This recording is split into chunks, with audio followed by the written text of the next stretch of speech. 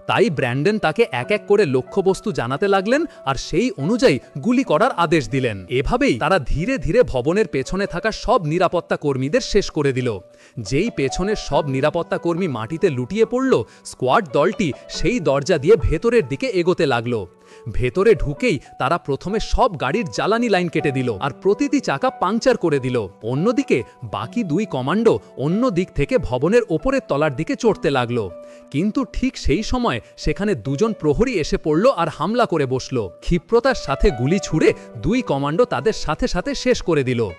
এই ফাঁকে দেখা গেল যে একজন নিরাপত্তা প্রহরী একটি ঘরে বসে ফুটবল খেলা দেখছিল। তখনই একজন কমান্ডো পেছন থেকে এলো, তার গলায় দড়ি পেঁচিয়ে তাকে অন্ধকারে টেনে নিয়ে গেল। আলো জ্বালানো হতেই দল জানতে পারল যে তারা সরাসরি অস্ত্রের গোদামে গোলা বারুদে এসে পৌঁছেছে। আর সামনে দাঁড়িয়ে আছে সেই দলটির নেতা গ্যাং লিডার রাইকার। রাইকার সুযোগ বুঝে নিজের শটগান দিয়ে মোডাইসের পায়ে গুলি করে দিল আর সাথে সাথে সব নিরাপত্তা ব্যবস্থাকে সক্রিয় অ্যাক্টিভেট করে দিল।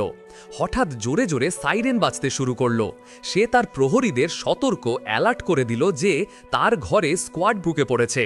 অন্যদিকে পাহাড়ে লুকিয়ে থাকা ব্র্যান্ডন আর বেকেটও এই সাইরেন শুনতে পেলেন, কিন্তু ভেতরে কি হচ্ছে তা তারা বুঝতে পারলেন না।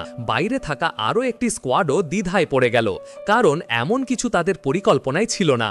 তখনই তাদের দলের একজন লোক ওপরের দিকে দৌড়াতে লাগলো যে দেখবে আসলে এই সাইরেন কিসের জন্য, কিন্তু নাদিয়া তাকে থামিয়ে দিল।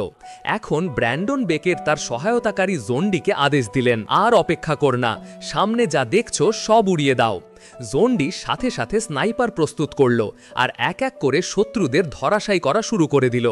এখন তাদের একটাই লক্ষ্য, সামনে থাকা সব শত্রুদের নির্মূল করা, যাতে তারা তাদের আটকে পড়া দলকে বাঁচাতে পারে। অন্যদিকে ঘরে রাইকার নিজের রিভলভার প্রস্তুত করল। সে বুঝে গিয়েছিল যে বিশেষ স্কোয়াড তার চারপাশে রয়েছে আর পরিস্থিতি তার নিয়ন্ত্রণের বাইরে চলে যাচ্ছে। সে একটি যন্ত্রের দিকে এগিয়ে গেল, তার ওপর রাখা কাপড় সরালো আর নিজের প্রযুক্তিবিদকে সেটা চালু করার আদেশ দিল। প্রযুক্তিবিদ বৈদ্যুতিক সংযোগ প্লাগ ইন দিল আর যন্ত্রটি চালু করল।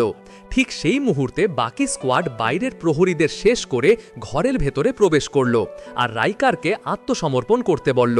কিন্তু হঠাৎ সেই যন্ত্র থেকে এক তীব্র বিস্ফোরণ হলো।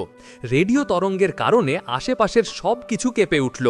কিছুক্ষণ পর যখন পরিস্থিতি একটু শান্ত হলো, তখন দেখা গেল যে সব কমান্ডো সেই বিপজ্জনক তেজস্ক্রিয়তার কারণে জ্ঞান হারিয়ে চারদিকে পড়ে আছে। ঠিক সেই সময় বাইরে থেকে ব্র্যান্ডন বেকেটের বন্ধু জিরো ঘরে প্রবেশ করল আর অবশেষে সেই দলনেতা রাইকারকে ধরে ফেলল।